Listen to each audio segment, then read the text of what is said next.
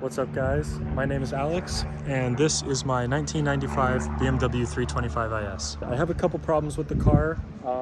Right now, it's just the idle control valve and the differential that are my main problems. Also, the windows are stuck down. That's why I have a tarp over it. My main goal for this video is to change out the hose for the idle control valve, so hopefully it'll run a little bit better and I'll be able to drive it around. And then in the next video, I'm going to be, or over the next few videos probably, I'm going to be changing out the differential and doing a whole subframe refresh. I have my differentials right here. So I have a 315 that I'm just using the axle shafts off of, and this is a 323 LSD from a E36 M3. And so we're just going to be swapping this and doing a whole subframe refresh on the car. All right, so before we can get started on working on the car, we first have to understand why we're doing what we're doing. All right, so step number one is obviously open up your hood and take a look at your engine. This is not a very clean example of an E36 engine. I'm missing the beauty cover. There's some grime and oil stains everywhere, but we are going to be mainly focusing in this area. So this is your air box, and it sucks in air from the front grills and pushes it through the throttle body right here. And that goes into your cylinders and explodes and turns into power. Your idle control valve is a little guy that lives right under your intake manifold, and its main job is to bypass air from the throttle body and push it into the engine so that it can idle, because the throttle body is closed at idle. So in order to get to your idle control valve, we're not going to be taking off the intake manifold, so I'm just going to try and do it the hard way. So first things first, we're going to take off the air box, and that's going to be these two 10 millimeter bolts, and then disconnect the clips right here, and now it can be set free from the mass airflow sensor, which I might need two hands to do that. All right, so halfway out I realized that you would want to loosen this first, so you can kind of pry this up a little bit, just for more range of motion. And beware of this gasket.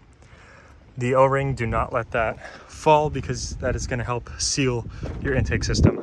All right, so one flathead later, and this is now loose. So we can kind of take our boot right here, be sure the gasket, make sure it doesn't fall, and kind of pry it up like so. The gasket is just going to rest on the outside of the mass airflow sensor. And then you're going to want to pull off this boot from the throttle body. All right, you're also going to want to grab the one bolt from right here. It's just another 10 millimeter, and that's going to set the intake free. All right, so I have the one bolt from down there, and this should just pull out like so. There you go, you can just set that down right there. And then we're gonna grab these two right here. All right, where's that second one? Oh, don't drop any of your hardware. I'm gonna set this down right there for now. This should come free, and I'm just gonna leave that right there. And we're gonna take the mass airflow sensor out of the intake manifold, and it should come out. Just slide it out of the grooves like so. And now you have successfully removed your intake box. All right, so now to deal with the mass airflow sensor, we already have the clamp loose right here. So we are going to disconnect the mass airflow sensor right here. That should just pull off, and we're also going to take it out from right here like that. Just kind of tuck it away. So one break and clean up later. We are back. So we left off with the mass airflow sensor and the intake boot right here still on. So you're just going to want to kind of pull this off from right there, kind of bring it down. I would recommend retightening the clamp just so it doesn't come off. It doesn't have to be too tight, just enough to hold itself on there. And what we are going to do is look at the two hoses that are right here. So right under the intake boot are those two hoses that I was talking about. Right there is one, and that is the second one. So the first one is the one that we're going to want to deal with. Now that we have it pulled up just a little bit, this is the one that we're going to want to take off, and it should just pop right off. If you pop this out, then it'll come out in two pieces. You'll have the actual hose itself and this piece is going to go into the bottom where the hose would normally connect right there, and you're just going to push that in and it'll stay in there. All right, so now that that's back in there and we have the hose disconnected, now we are going to take a step towards removing the hose. So as you can see, the hose follows all the way back. You can't really see it, but kind of where the tip of my finger is, and that is where the ICV is. And there's a bunch of stuff around there, so we're going to try and pry this down from where it connects to the ICV and take it out. There's also another hose clamp that is on the other end of the hose, so you can kind of see it. It's the little silver piece that's way in there. You can kind of just use your hand to follow the hose up and loosen it with a flat head. All right, so I've been at it for maybe 15 or 20 minutes so far, and the hose is pretty much completely stuck on the ICV. I loosened the hose clamp, and it's not really coming out. So I'm just gonna keep trying, see what happens. Wish me luck. So just a piece of advice, another good access point is gonna be through where this is. Just pop this off of the alternator, loosen this hose clamp first, and then you can kind of turn that over to the side like so, and then you can just pull this off almost. There we go. And now that that's turned over, you can kind of stick your hand back here and then use your other hand to guide you to where the ICV is. And you can kind of hold it from there just to get a little bit better access. After a little bit more struggling, I am now realizing that I might want to take off my throttle body. And in order to do that, it's just going to be 4 10mm bolts. So I'll just take those off and then maybe bring it kind of in this area or down here, just to hopefully give me a little bit more clearance and so I don't keep hitting my hand on this. Okay, after taking off the last bolt, your throttle body should just pop off like so, and then we can try and figure out another place that's less obstructive.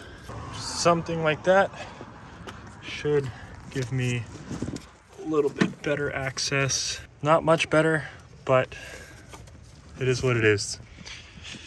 We'll keep at it. And out comes the hose. So this was an absolute pain, and after a long time of trial and error, I figured out the solution. Hose kind of rests in there like so. I found the hose through putting my hand through here and locating this top rim right here, and I kind of put my flathead like this and pried it up against the actual ICV, and that kind of pops this front end off, and then you can just slide it off of the entire thing. So you want to make sure that you keep this hose clamp, and you have the new ICV hose. I will put a link to this one that I got in the description below. This is for my particular engine, which is the M50 B25 TU. So just check, make sure that you have the right part that fits your car, your engine. So I'm just gonna put the old hose clamp onto the new part. And the one thing I did notice was this opening is a little bit smaller than this one, but this is a lot more squishy, whereas this is more solid. So that just means that this is going to get a better seal because it can stretch a little bit more. That being said, let's get to putting this on. Hopefully it takes a little bit less time than taking it off, because taking it off was an absolute pain. Not bad. After tearing up the thumb part on my glove and about 10-15 minutes of work later, I have the new hose installed and clamped down with the hose clamp. You push this out of the way and find where the hose clamp is, and then stick a small flathead in there, and just slowly start tightening it down. Next, I'm just gonna take the 4 bolts from the throttle body, and then you're kind of just gonna wanna put this back up on there, and then just reverse of everything that we did before.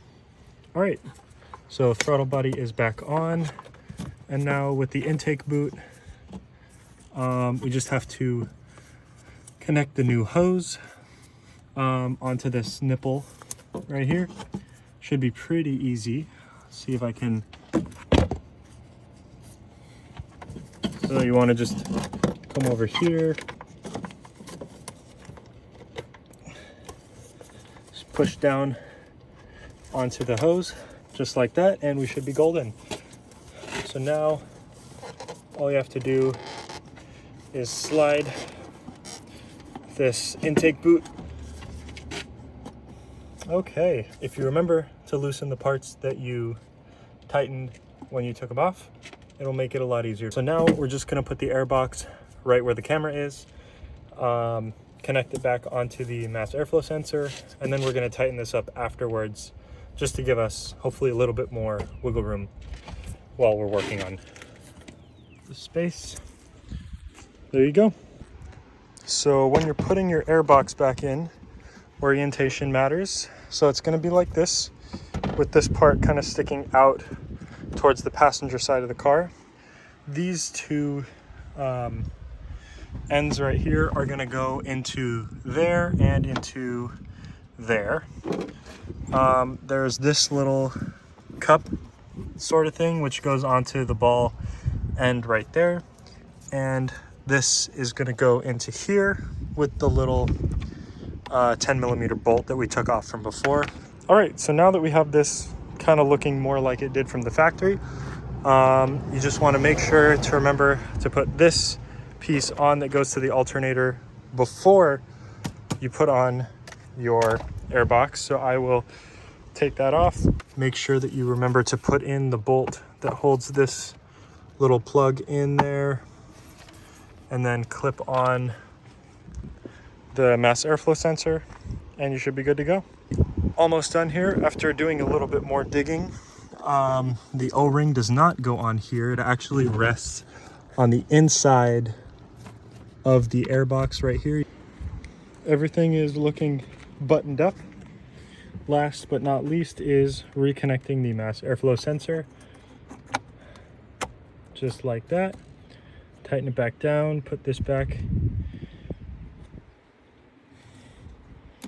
into there like that, and she's all done. So I'm just gonna get all these tools out of here, and then take off the cover and get ready to start the car.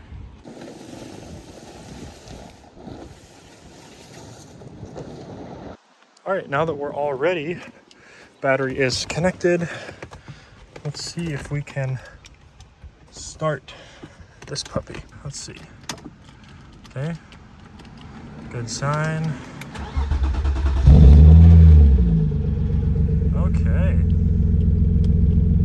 just let her warm up and see how she feels. All right, so that's the rough idle that I was trying to fix. I do have a check engine light. It's hard to talk over that. So I do have the check engine light, so I'm going to do a stomp test and try and figure out the code that it's reading, and then I'll see what happens from there. All right, so in order to do a stomp test, what you want to do is turn your car, the key, you're going to turn it to the second position, which is going to be like that, and then you're going to press the gas to the floor 4 times within 5 seconds, I believe. All right, we're going to go 1, 2. I think you have to turn it off actually. So back on, 1, 2, 3, 4, 5, I think. There you go. So 1, and that's 1, 2,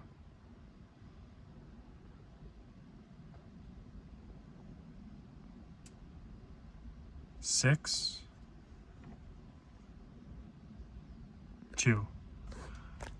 All right, so my code is 1262, so I'm just gonna Google what that is, and then we'll see what happens. Well, so I'll put a picture of it, but 1262 is pretty much the ICV, the idle control valve, which is what I was trying to fix. So I'm not gonna worry about it too much right now. I'm just gonna go and pull the car into my driveway while it runs. All right, so put the car up in the driveway. Doesn't run all that great, but that's okay. So now, and I figured out that this window wasn't actually stuck down, so now should be okay to be out in the rain. It's just the other side that I would need to fix. All right, well, that kind of concludes the story. So thank you guys for tuning in. I hope you had more fun than I did. Yeah, that's pretty much all I have. So much love.